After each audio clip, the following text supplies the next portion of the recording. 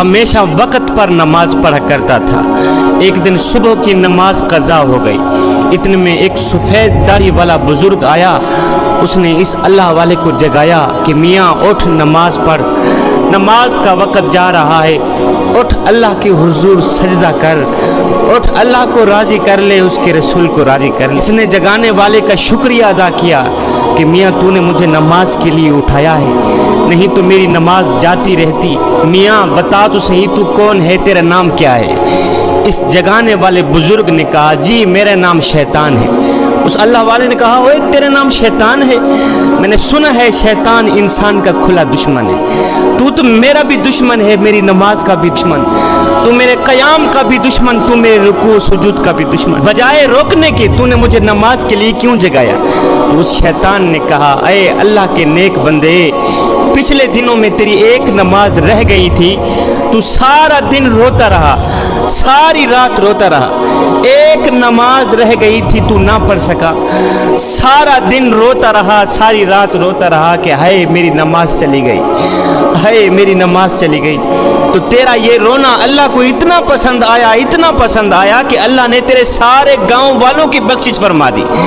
तेरा रोना अल्लाह को इतना पसंद आया, इतना पसंद आया। तेरी आजिज़ी, तेरी इनकिसारी अल्लाह को इतनी पसंद आई। तेरी नमाज से मोहब्बत, तेरे नमाज से इश्क अल्लाह को इतना पसंद आया कि अल्लाह ताला ने तेरे रोने के सदके, तेरे आंसुओं के सदके तेरे सारे गांव वालों की बख्शिश फरमा दी।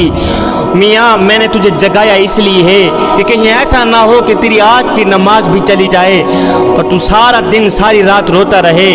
कहीं ऐसा ना हो कि आज फिर तेरे रोने के सदके अल्लाह ताला तेरे सारे शहर वालों की बख्शिश भी ना फरमा दे। मैंने तो इसीलिए तुझे जगाया है। जवानों, नमाज मेरे करीम नबी की आंखों की ठंडक है, नमाज दीन का सुतून है। अल्लाह ने अपने महबूब को नमाज देने के लिए मेराज पर बुलाया। सातों आसमानों पर इतना लंबा सफ़र, जब मेरे हुजूर अलैहिस्सलातु वस्सलाम पहले आसमान पर गए तो हज़रत सैयदना आदम अलैहिस्सलातु वस्सलाम फूलों के हार लेकर हुजूर के इस्तकबाल के लिए खड़े।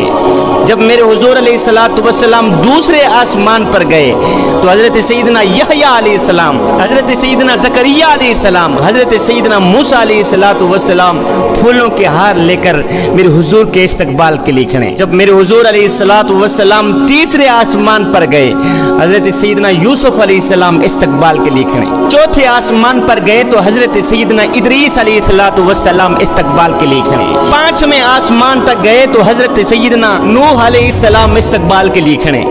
छठे आसमान पर गए तो हज़रत सैयदना मूसा अलैहिस्सलातु वस्सलाम फूलों के हार लेकर मेरे हुजूर के इस्तकबाल के लिए खड़े।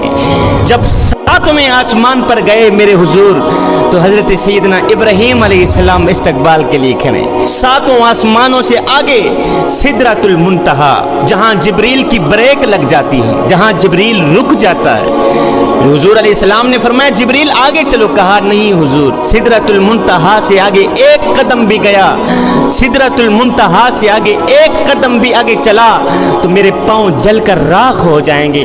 खुद को बचाने के लिए मैं आगे नहीं चल सकता। हुजूर आगे आप जाने, आपका रब जाने।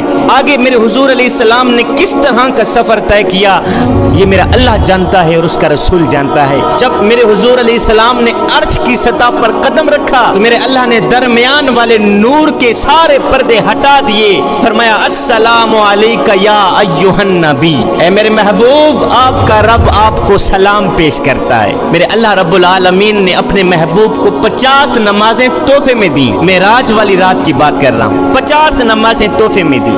मेरे हुजूर अलैहिस्सलाम 50 नमाजों का ये तोहफा लेकर खुशी खुशी वापस आ ही रहे थे कि छठे आसमान पर जब हुजूर आए तो मूसा अलैहिस्सलाम मिल गए। मूसा अलैहिस्सलाम कहने लगे ऐ अल्लाह के महबूब सुनाए अल्लाह ने फिर तोहफे में क्या दिया। मेरे हुजूर अलैहिस्सलाम ने फरमाया जी 50 नमाजें अल्लाह ने मुझे तोहफे में दी। 50 नमाजें अल्लाह ने अपने महबूब को तोहफे में दी। कहा ओहो हुजूर मेरी उम्मत तो 2 नमाजें नहीं पढ़ सकती थी, आपकी उम्मत 50 नमाजें कैसे पढ़ सके। हुजूर मेहरबानी फरमाए आप वापस जाएं थोड़ा कम करा के। मेरे हुजूर अलैहिस्सलाम वापस गए, अल्लाह की बारगाह में अर्ज गुजार हुए, मालिक आपका दिया तोहफा ज़्यादा बड़ा है, थोड़ा कम कर दे। अल्लाह रब्बुल आलमीन ने मेरे हुजूर अलैहिस्सलाम को 45 नमाजें कर दी। 50 سے 45.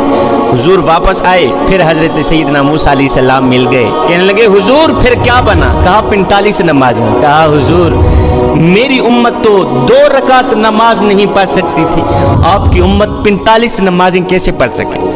میرے حضور علیہ السلام پھر گئے, پھر آئے, پھر گئے, پھر آئے, یہاں تک کہ 5 نمازیں باقی رہ گئی. 5 نمازیں لے کر میرے حضور واپس کی طرف آ ہی رہے تھے کہ پھر سیدنا موسیٰ علیہ السلام مل گئے. عرض گزار ہوئے حضور سنائیں کیا بنا؟ کہا 5 نمازیں باقی رہ گئی. کہنے لگے حضور آپ ایک بار پھر اللہ کی بارگاہ میں جائیں, ان 5 نمازوں سے بھی تھوڑا کم کرا کے. یہ سن کر میرے حضور علیہ السلام نے فرمایا موسیٰ 50 نمازوں سے میرے مالک نے 5 نمازیں کر دی ہیں. اے موسیٰ اب ان 5 نمازوں سے میں کم نہیں کراؤں گا, اس لیے کہ اب مجھے اللہ کی بارگاہ میں جاتے ہوئے حیا آتی ہے کہ میں مالک کو کیا کہوں, مالک میری امت 5 ٹائم بھی تجھے سجدہ نہیں کر سکے گی. نہ موسیٰ نہ, اب میں اللہ کے پاس نہیں جاتا. اب میری جو امت ہے, میرے جو محبوب بندے ہیں, میرے جو فرما بردار ہیں, وہ 5 نمازیں پڑھیں گے ہی پڑھیں گے. میں تو اس سوچ میں پڑ گیا کہ 5 نمازیں ہیں, مسجد میں بندہ نظر نہیں آتا. اگر 50 نمازیں ہوتی تو کیا امام صاحب نظر آتے؟ ہرگز نہ آتے.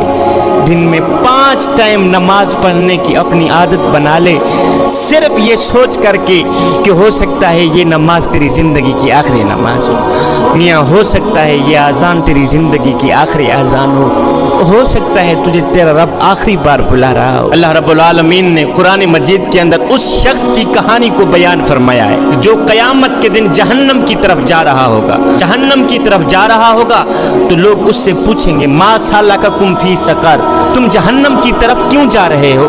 تو وہ آگے آواز دے گا, وہ آگے جواب دے گا قالوا لم نک من المصلین, جہنم میں اس لیے جا رہے ہیں کہ ہم لوگ نماز نہیں پڑھا کرتے تھے.